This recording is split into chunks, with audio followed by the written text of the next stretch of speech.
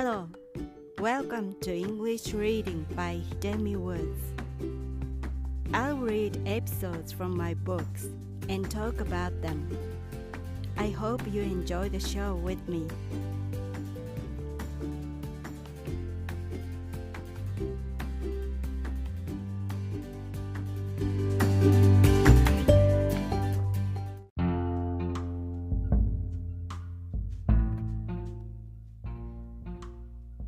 Hi, I'm Hidemi Woods.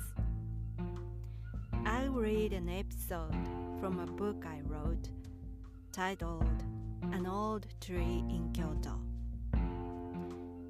This time I'm gonna read an episode called End. It's about what happened during my grandfather's last days in the hospital. End. It seems that people look back and judge themselves when they are nearing their ends. Not long before his death, my grandfather suddenly told my parents that he wanted to go to the department store where he once worked vigorously but had to leave to succeed the family. My parents thought his consciousness grew dim because they assumed that he meant shopping, which he was too frail to do. I know what he really meant. He realized that he should not have given up what he wanted to do for his life. On his deathbed, he pointed at my mother and said, "You're next." I wonder if she would end up like him. Surely she looks a strong candidate for that matter.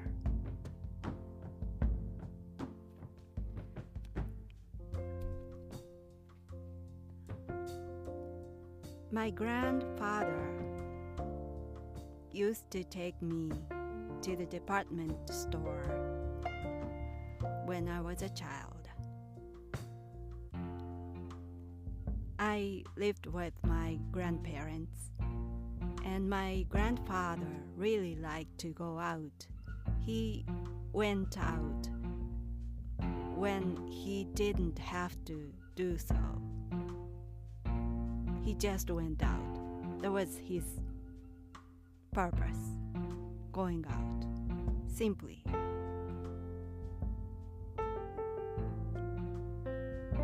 And sometimes he took me with him to the department store. That was his most favorite destination.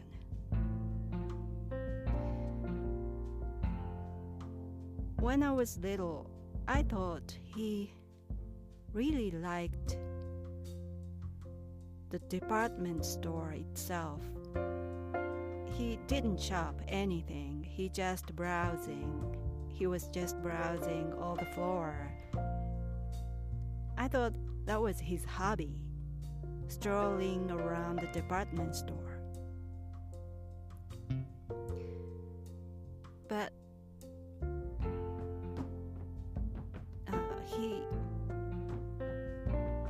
why he liked the department store so much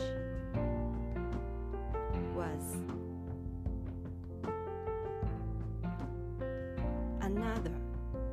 there was another reason why he liked it so much.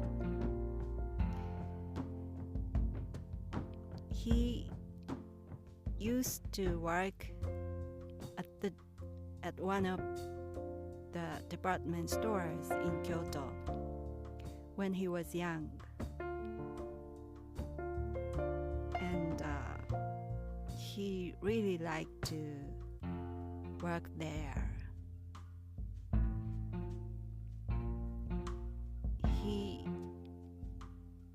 The department store he used to work was called Daimaru, which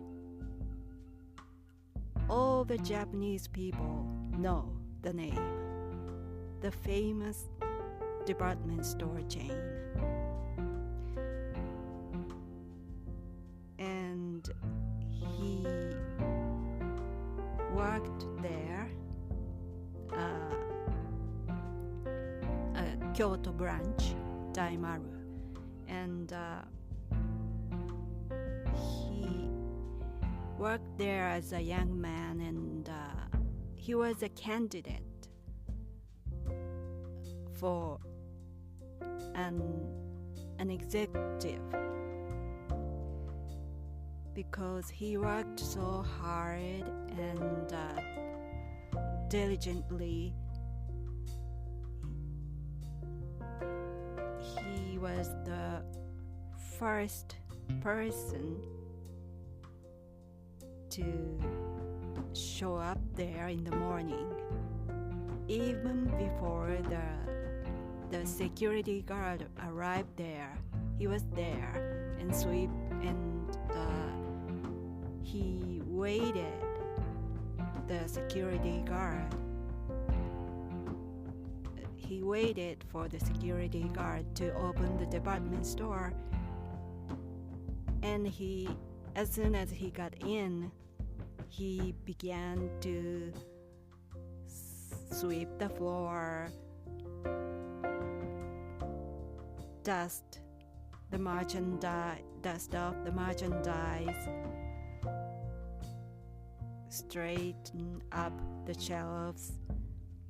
He was just a diligent worker there. So all the executives there expected him to be a future executive. But my grandfather's father suddenly passed away, and he had to leave the job he loved so much in order to support his mother and his sister. And he quit working in the department store and took up the job his father was doing. That was farming. My grandfather became a farmer by quitting being a store clerk.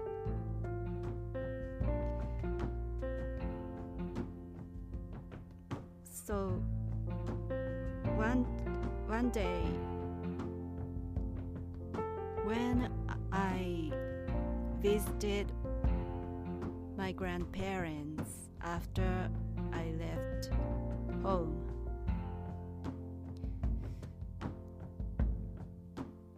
out of nowhere, I just asked him why he quit the job he loved so much when his father died. I thought he did not necessarily have to quit. I thought he probably could support his mother and his sister by working there, by continuing to be a sales clerk with his salary. So I asked him, why did you quit? It's so... You are so expected as an as an elite candidate, but he threw away. Why did you do that? I asked him.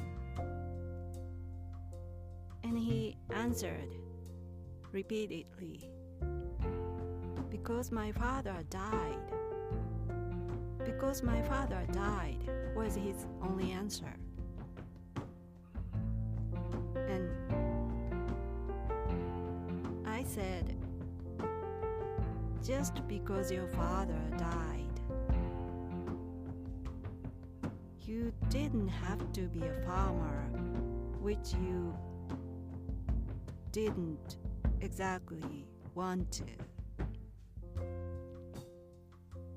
Why did you do that? I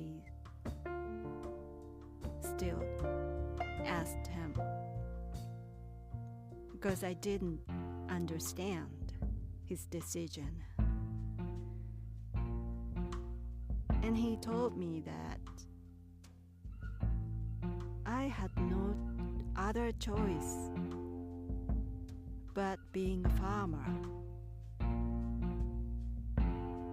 I really didn't like to leave the job at the department store, but I just had to.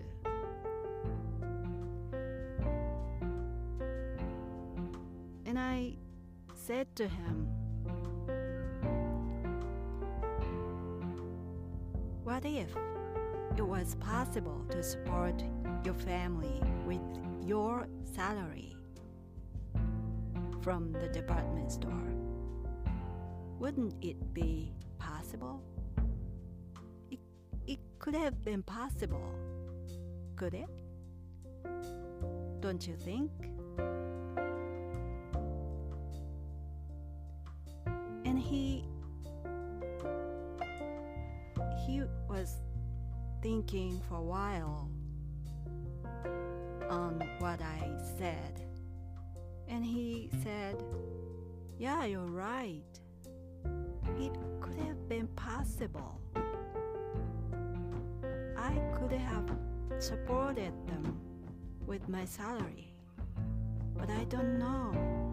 But it could have been, he said.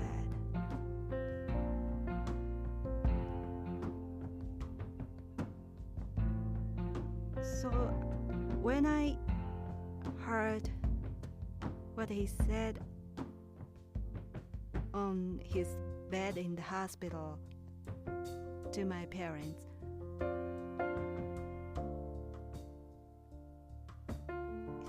my parents told me that he was so confused because he asked them to take him to the department store. My parents thought he meant shopping. He wanted to shop at the department store. Although he was locked in the hospital, he was quite close to his own death.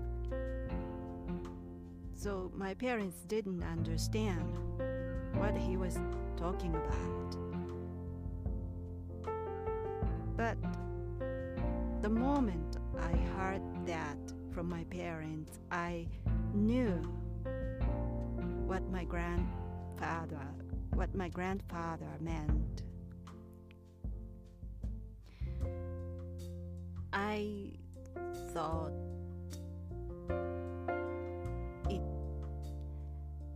what I said to him on that particular day might have remained in his mind, deep in his mind. And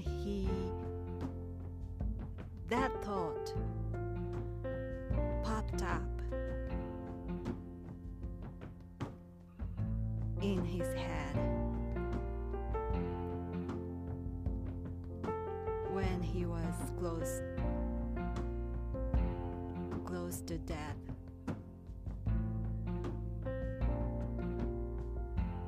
He since I said that to him,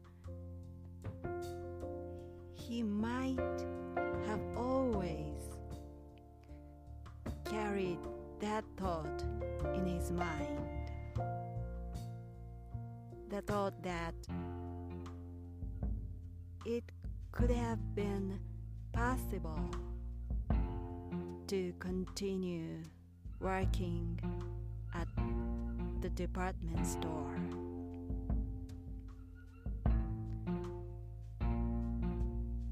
So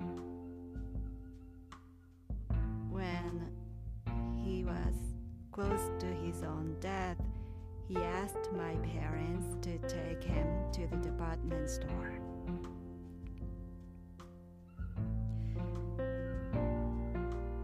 As for my mother, to whom my grandfather said, "You're next,"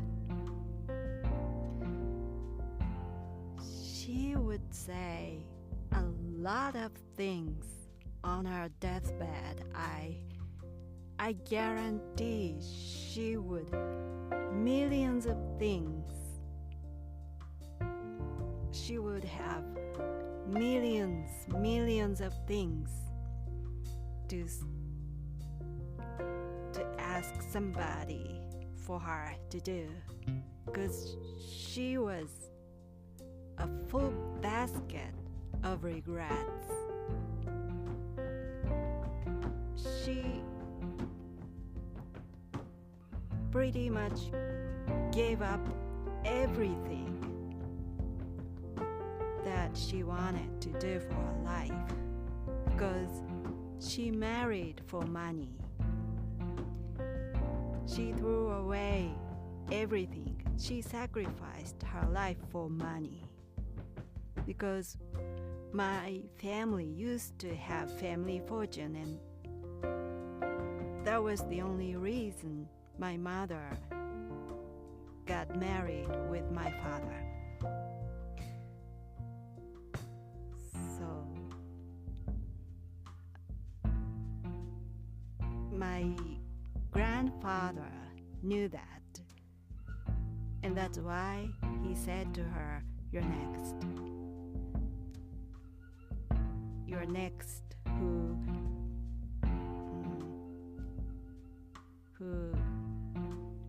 would need to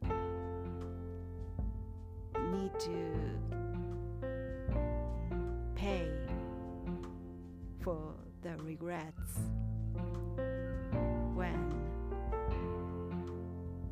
death was closing in."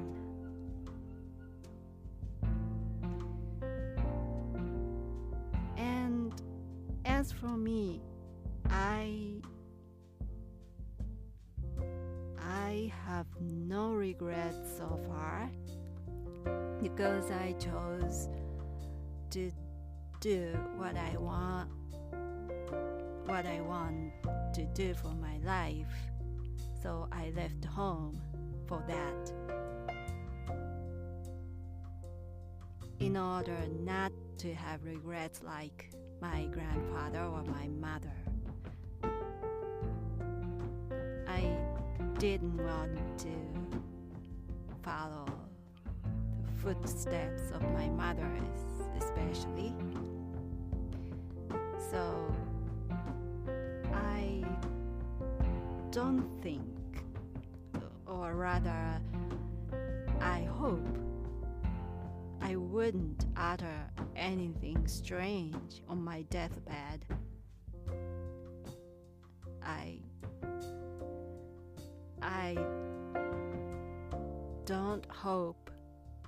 don't want to utter something like I wanted my baby, or I wanted my family, or I wanted a big mansion, or take me to Monaco. Probably I might say that part. but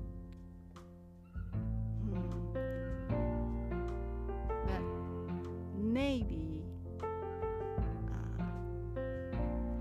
the most possible thing I would utter on my deathbed would be, "Where's my money?" Yeah,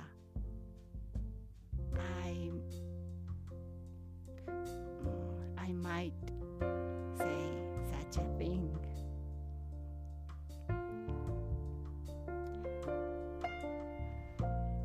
Thanks for listening. I hope you come back and join me again. I'm Hidemi Woods. Until next time, take care and be well. Thanks.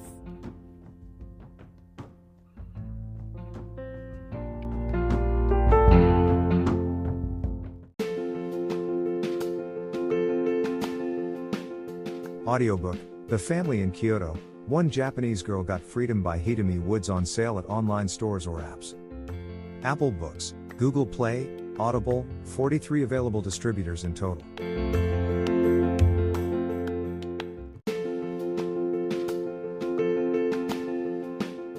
Audiobook, The Family in Kyoto, One Japanese Girl Got Freedom by Hidemi Woods on sale at online stores or apps. Apple Books, Google Play, Audible, 43 available distributors in total.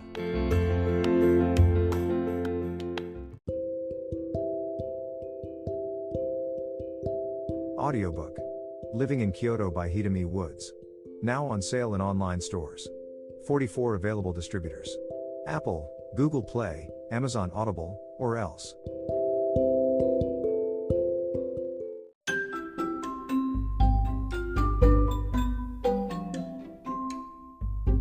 大好評！ヒデミウッズがデザインしたとってもかわいいオリジナルグッズが手に入る。トートバッグ、缶バッジ、ステッカー、T シャツ、トレーナー、パーカー、文具、その他いろいろ、エリゼン .com で見てみてね。erizen.com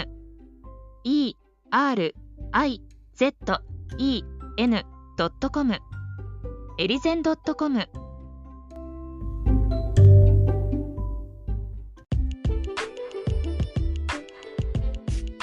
英語聞き流しリスニング、英語テキストと MP3 ダウンロード、その他の物語はホームページからお聞きいただけます。